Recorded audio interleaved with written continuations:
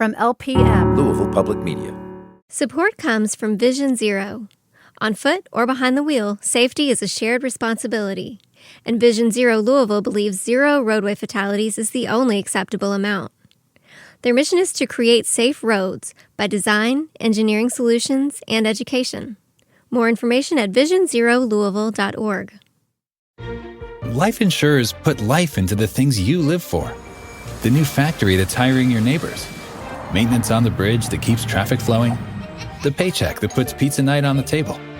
Life insurers contribute $8 trillion to the U.S. economy through bond purchases and other investments, and protect the financial security of 90 million American families, like yours. See how life insurers put life into America at acli.com. Paid for by the American Council of Life Insurers.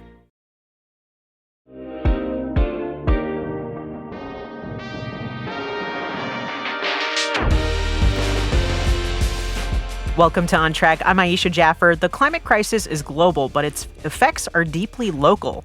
Here in Louisville, we're not just seeing warmer days. We're experiencing some of the most intense urban heat in the country. In fact, a Georgia Tech study identified Louisville as having the fastest growing urban heat island effect in the United States. So what's causing this? What does it mean for our neighborhoods, our health, our infrastructure, and what can be done at every level to cool our city down? To help us break this down, we're joined by Brian Stone Jr. He's the professor behind that research and the School of City and Regional Planning at Georgia Tech and director of the Urban Climate Lab. His research has been supported by the National Science Foundation, the CDC, and the EPA, and he's the author of Radical Adaptation, Transforming Cities for a Climate-Changed World. He holds degrees in environmental management and urban planning from Duke University and Georgia Tech. Brian, welcome to On Track. No, I'm so thrilled to be back with you in Louisville. I'm not here physically, but I love talking about Louisville. It's so important to the work we do, so thanks for having me. Well, let's start with the basics. What's the difference between global warming and climate change, and why does that distinction matter? Yeah, it's a really key distinction and not so widely understood when we get into the details. It's not so complicated, but we have different physical processes that are driving warming in cities. And so most of us are pretty familiar with just the planet overall is heating up. That's from the global greenhouse effect. And that's happening everywhere, all around the planet. And so it's happening in cities, outside of cities. But cities really have a unique role of what I call as an amplifier. Cities are amplifying that background global warming just based on how they are physically constructed. And so we call this the urban heat-on effect. And it's driven by really 4 basic aspects of urban construction that I'll just briefly mention without getting into a lecture on it. But basically 4 changes that are very familiar to people. When we build a city, we typically are removing the natural vegetation in a place like Louisville. That's going to be tree canopy. More recently, it's agriculture areas. And so if we just remove those trees and we leave it as barren soil, we're raising the temperatures. Those trees really cool things down. And so that will warm things up.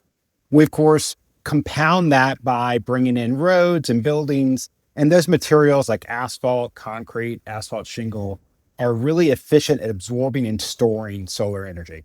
So the building materials themselves heat things up. And then all the activities in cities, we use a lot of energy. And so whether it's the energy that we use in a building just to power the lights and the computers or in mechanical air conditioning, we are venting that heat, often mechanically, outside to the ambient air that heats up the city. And then lastly, in the most dense districts of cities, kind of like downtown, we have tall buildings.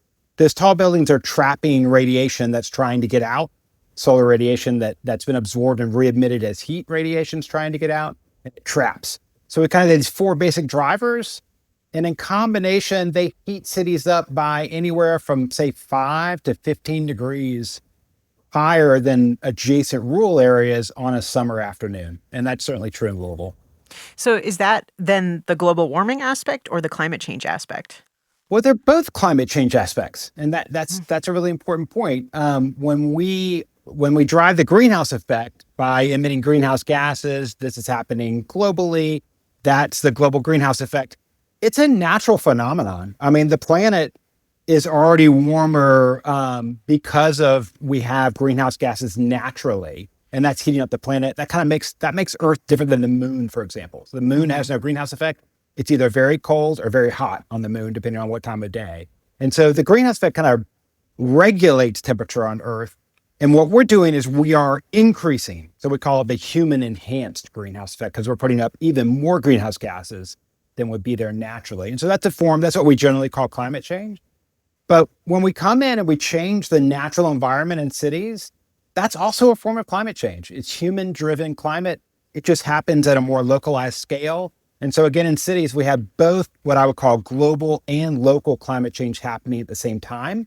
And they feed back against one another and they make cities are the hottest places on the planet. And they're the most rapidly warming places on the planet because of these two forms of climate change that are happening in the same space. So you led a study that found Louisville has the fastest growing urban heat island in the country. Can you explain what the urban heat island effect is and why Louisville in particular is seeing such a dramatic rise? Yes. So the heat island effect is precisely what results from these four changes I described: losing natural vegetation, bringing in a lot of impervious covers, asphalt shingle, concrete, having a lot of energy being emitted from human activities, and the tall buildings trapping radiation. So those are the four drivers of the urban heat island effect. And that effect simply means that cities are hotter than what surrounds them. And again, that ranges from 5 to 15 degrees. And so that's happening in all cities. And so, about 10 years ago in my group at Georgia Tech, we wanted to measure how rapidly U.S. cities are warming. And we wanted to measure that in a particular way. We wanted to measure how rapidly was the heat island effect growing. And so that, we know Phoenix is usually the hottest city in the United States. And so it's experiencing the hottest temperatures every year. But that doesn't mean that downtown Phoenix has the biggest heat island when we compare it to the desert temperatures that surround it. Desert's really hot too. And so we want to know where are the most significant heat islands? Where do you have the biggest difference between the city and the surrounding countryside? And then where is that effect growing most rapidly? And so what we found was out of the largest cities, really the 50 largest cities across the United States, Louisville had the most rapidly growing heat island over time. And that means that Louisville is having the most pronounced effect on its own warming relative to any other city. It's bad news because it's rapid warming in Louisville. It's good news in that it's almost entirely controlled by the city itself. And so it really is empowering in that there are things that the city can do. And Louisville has been doing some things to slow down that rate. Last thing I'll say is the study's a decade old. It may not be true today. I'm sure Louisville's still in the top 5, top 10. But we haven't returned to this particular analysis, but this was true 10 years ago, and it's not something that's going to change that quickly. Are there any other findings you remember from that study that were interesting about Louisville's climate vulnerability? Yeah. Anytime I presented in Louisville on this, the first question was, why Louisville, right? And so Louisville's not particularly rapidly growing, and that's both good and bad in the sense that Louisville has a lot of kind of surface parking lots, impervious cover downtown that's just been sitting there a long time. And even if we're not using those parking lots anymore, they're still generating heat every day, still generating runoff. And so, that's really a liability for the city. And then we also looked at what is the tree canopy like in Louisville relative to other cities on the eastern half of the U.S. where we naturally have forest areas. And Louisville's tree canopy is really low. And so I think the average maybe for the city was something like 15%. I'm not bragging. It's just by virtue of kind of the luck. But Atlanta, we've got about 45%. And Atlanta is kind of the most canopied city. And Louisville was one of the least given where it is in the United States. And so low tree canopy cover. And then there's also something that's really entirely outside Louisville's control is that you're in a river valley.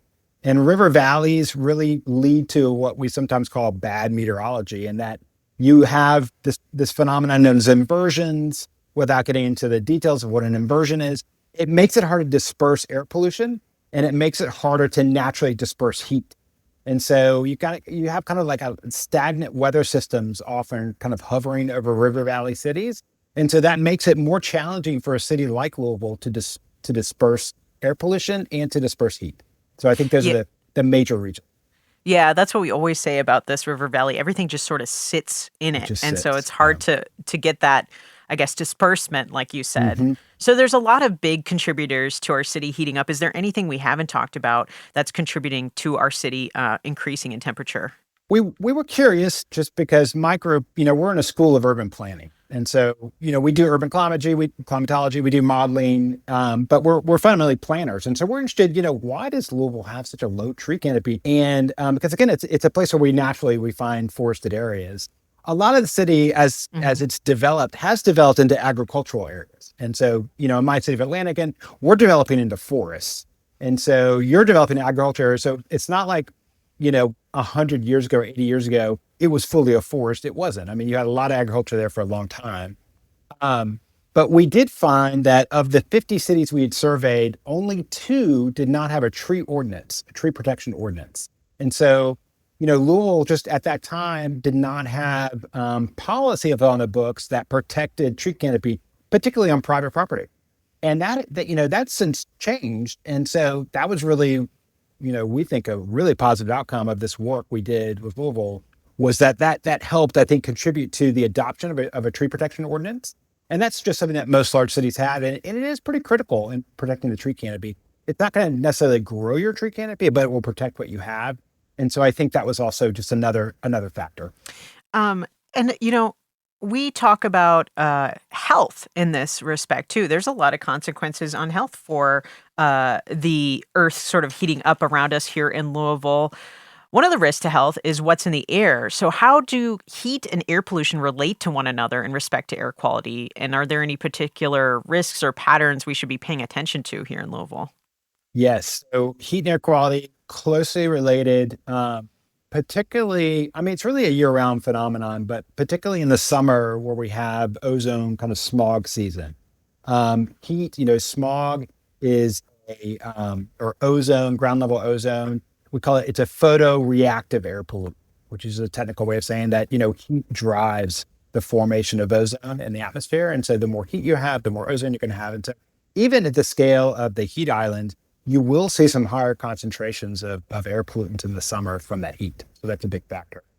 Another aspect that's interesting about Louisville and was an important part of our study is one way to measure temperature around the city is to use satellite data.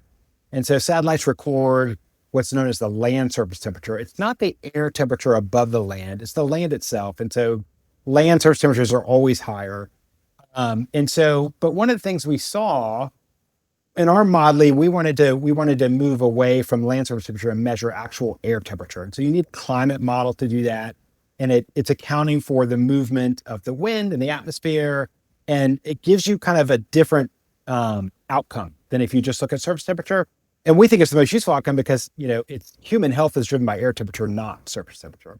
And one of the things we saw is there's a lot of heat that's coming into Louisville from all the industry on the western flank of the city. I know locally it's called Rubber Town. And so, there's a lot of air pollution coming from the industry there that's wafting over the city. This is well known in Louisville. It's been true for a long time. Again, it's kind of like that. It's kind of like the bad meteorology. All river valleys have had industrial activities in them for a long time. The river provides the power source and the source for bringing in inputs to the industrial process. That remains true. But to have that right on your western flank of the city is problematic because that's the prevailing air flow pattern. And so we saw that there was a lot of heat in Louisville, downtown Louisville, that was from the industry itself. And so you wouldn't see that unless you had, unless you're measuring air temperature, like the parking lot temperature won't register that, but the air temperature does. And so that's a key issue too, and a key challenge for Louisville. That's so fascinating. And it kind of brings me to the topic of air quality a little further. The American Lung Association's recent State of the Air report gave Louisville a failing grade, yet representatives of Louisville's air pollution control district say we're making progress under Clean Air Act standards. So how do we make sense of that? Is that bar too low, or are we missing something in how we measure climate and air quality risk locally when we're thinking about local infrastructure? Well, I think both of these things are likely to be true.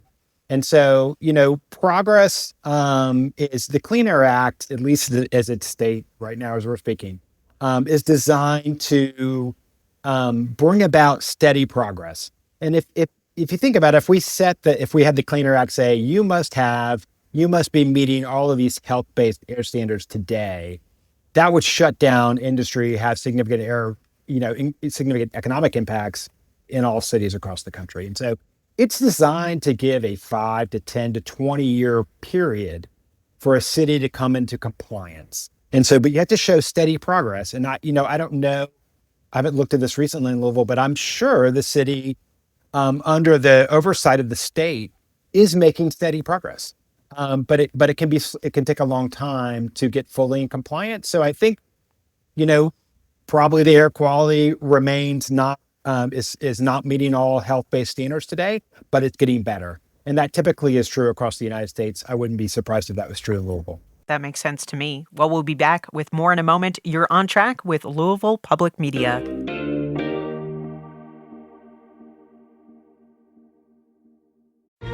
Life insurers put life into the things you live for. The new factory that's hiring your neighbors. Maintenance on the bridge that keeps traffic flowing. The paycheck that puts pizza night on the table. Life insurers contribute $8 trillion to the U.S. economy through bond purchases and other investments, and protect the financial security of 90 million American families, like yours. See how life insurers put life into America at acli.com. Paid for by the American Council of Life Insurers. Welcome to It Takes Energy, presented by Energy Transfer, where we talk all things oil and natural gas. Oil and gas drive our economy, ensure our country's security, and open pathways to brighter futures. What do you know about oil and natural gas? You likely associate them with running your car or heating your home. But these two natural resources fuel so much more than that. More than 6,000 consumer products that we rely on every day are made using oil and gas. Before you even step out the door in the morning, you've already used more products made possible because of oil and gas than you realize. From the toothpaste you brush your teeth with, the soap you washed your face with, and the sheets you slept on. Not to mention your makeup, contact lenses, clothes, and shoes. Oil and gas are vital parts of all these products and so many more. Look around, and you'll see the essential role oil and gas plays in our lives. Our world needs oil and gas, and people rely on us to deliver it. To learn more, visit energytransfer.com. Welcome back to On Track. I'm Aisha Jaffer, and we're talking about how climate change is reshaping life in Louisville with Brian Stone Jr., a professor of the School of City and Regional Planning at Georgia Tech and the director of their Urban Climate Lab. So, Brian, in your work, you've examined how climate impacts like urban heat don't affect all communities equally. What do you remember was found in Louisville when it comes to racial or economic disparities in exposure, and why is that important to consider in climate adaptation planning? Well, this was a key focus of our study, and I think I mentioned briefly at the start of our conversation that Louisville really was an important study for us a decade ago. And by that, I mean the Urban Climate Lab, my research group at Georgia Tech, because we have been working with cities on a similar framework of analysis since, and we've done many cities, and Louisville was the first city where we basically developed the framework. And so that framework is focused on not just simply measuring temperature, but trying to understand who is getting sick from that temperature, who is experiencing heat illness and potentially heat-related mortality every year from that heat exposure. And so that's going to be a product not only of the temperature in a particular neighborhood, but the baseline health of the community, and then whether people have what we call adaptive resources like just air conditioning in the home. And so we don't, the hottest districts in Louisville are like any large city. They're industrial districts. It's the airport. Was a big GE plant there. That was one of the hotter zones. And then often downtown, we have the most dense development, is pretty hot. We don't necessarily expect those to be the zones where we see the most heat-related illness, because people don't live there. They don't live at the airport. They don't live in the industrial zone, the biggest facilities. And then we're not accounting for these other population health characteristics that we need to account for. So we developed a framework to measure three things: the temperature, how healthy is the community in terms of really how many people are kind of getting ill on a daily basis from all causes, not just heat. And then what's the adaptive capacity? Do people have access to resources like air conditioning? And so that tended to highlight different neighborhoods that were not necessarily those that were just the hottest neighborhoods. And these were largely, to the immediate west of downtown. And these are, your historically redline communities that have been marginalized in one way or another for a long time. They often have some of the most sparse tree canopies, and that's another kind of adaptive resource that would make them cooler.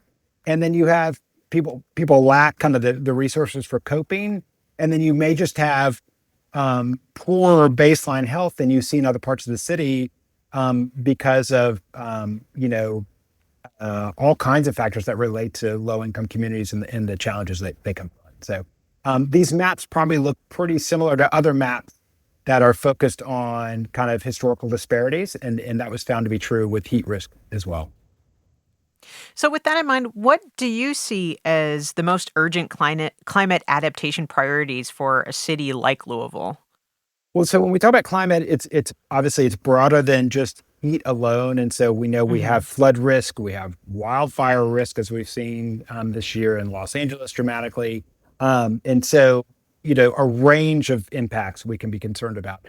We do know that heat is by far the most threatening to the largest number of people every year.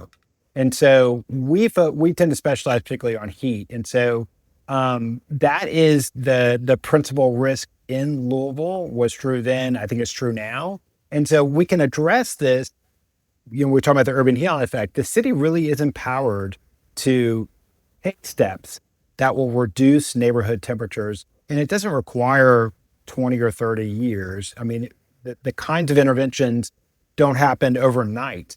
But one key part of our study was we measured heat exposure, just the temperature downtown, temperature in every neighborhood in Louisville in the late afternoon on a summer afternoon on a hot day. And even that really wasn't known. I mean, if people are using weather apps on their phone to know what the temperature is today, that weather app is telling you the temperature of the airport.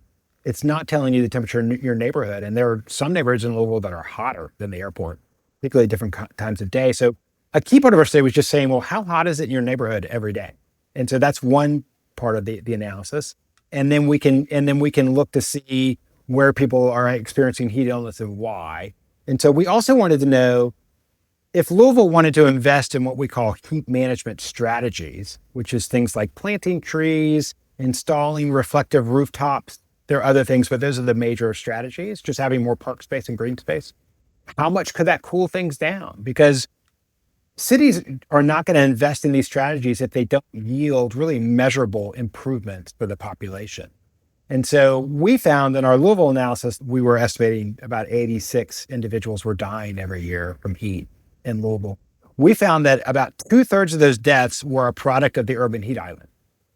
That means, it's not just a regional heat wave, it's the city itself is doing this, the design of the city. And so that means you can really significantly reduce heat illness and mortality, or just heat stress, from planting more trees, having more cool materials, reducing air pollution, heat emissions.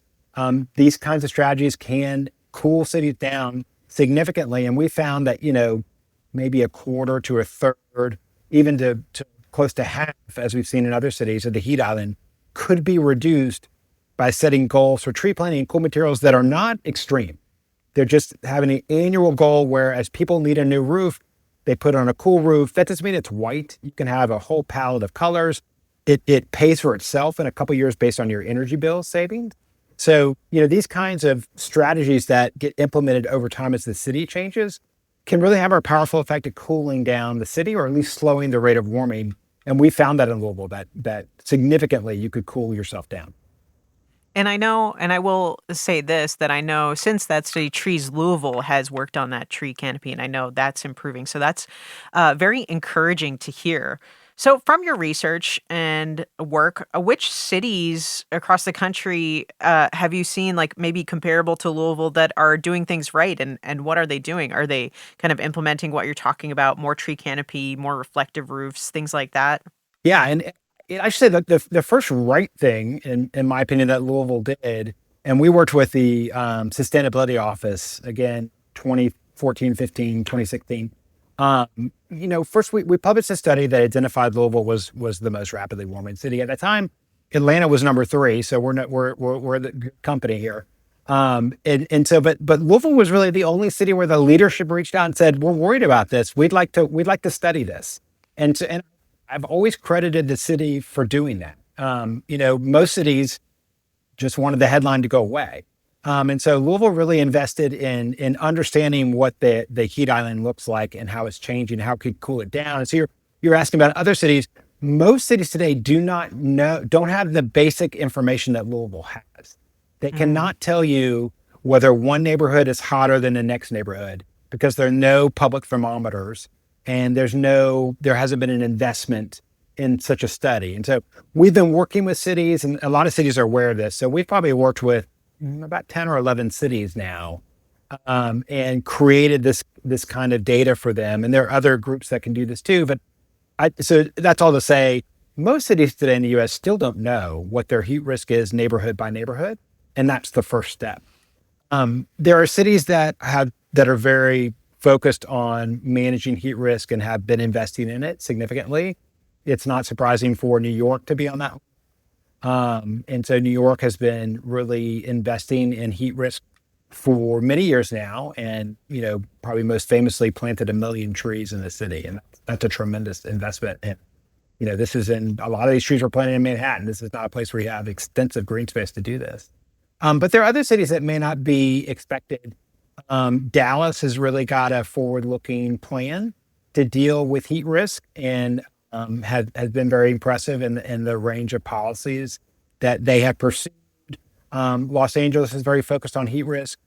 Phoenix and Miami are the 2 cities where they have what we call chief heat officers. There's more than just 2, but they've had kind of a longer term investment in this position. And so they have somebody in the city that every day is thinking about heat and how to invest in heat and reduce heat risk. So there are cities that are making important investments in this. I mentioned that Louisville adopted a tree ordinance. That's tremendous. And also created a lot of incentives around cool roofing at that time, which I hope are still in place. And then, the work that's been happening at University of Louisville, like the Green Heart Project that people probably know about, is, one of the most innovative projects in the country. And it's really more than any other city, I think, is connecting the dots between air pollution and heat risk. And so there are some really impressive things happening in Louisville. Is there anything, we as individual residents can do to help cool our city? Yeah, I mean, particularly if you own property, right? If you own the house you live in, regular decisions we make about the way we manage our property impact heat, and it's actually a little different than thinking about the global greenhouse effect. Like, it's good to get an EV and you'll reduce the emissions from your car, and that is a helpful thing to do, but it will not cool things down in your neighborhood in any measurable way. But the investments you make in your property really do. And so planting trees, thinking about whether how much impervious cover you have on your property and whether that can be changed over time. Reflective roofing is something that you can get commercial products when it's time to re-roof. Nobody's suggesting you go put a new roof on your house. It's really expensive, but we all have to do it at some point. And so getting more reflective materials, again, it doesn't mean you have a white roof. You can have a nice gray roof, and in a very conventional color, significantly reduce the amount of heat that's being absorbed into the house. And so that's going to lower your air conditioning bill, and also cool off the air. So those are the kinds of things you can do. Brian, thank you so much for joining us today on Trek. It's been very insightful. It's been a great pleasure. Thanks so much for having me on. Brian Stone Jr. is a professor at the School of City and Regional Planning at Georgia Tech and the director of the Urban Climate Lab. And he's the author of Radical Adaptation: Transforming Cities for a Climate-Changed World. On Track is a production of Louisville Public Media. The On Track production team includes Michelle Tyreen Johnson, Alex Biscardi, and Laura Ellis. Our music is by Kojin Tashiro. If you're just tuning in and you want to hear the full show, you can find it now at LouisvilleOnTrack.org or in your favorite podcast app. And let's continue the conversation. Is there something you want to hear about, something that matters to your Kentuckiana experience?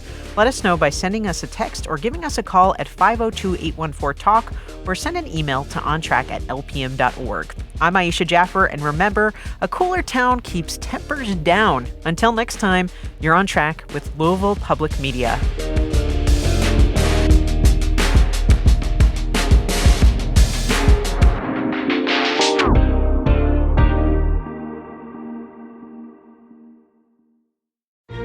Life insurers put life into the things you live for.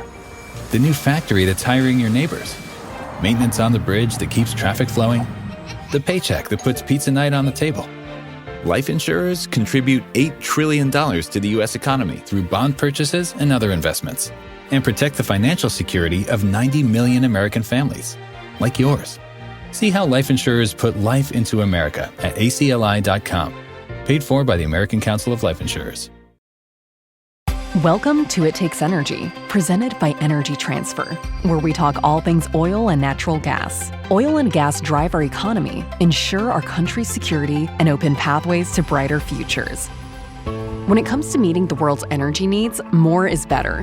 What we mean is our world needs a wide range of energy sources to meet our increasing needs. Just wind or solar won't get us there, as the sun doesn't always shine and the wind doesn't always blow. With our growing population and the increasing use of energy-demanding technologies like AI, reliability is key, and the reliability of natural gas is unmatched by wind and solar. That doesn't mean we all can't work together, but natural gas is vital to ensuring we meet our energy needs. Look around, and you'll see the essential role oil and gas plays in our lives. Our world needs oil and gas, and people rely on us to deliver it. To learn more, visit energytransfer.com.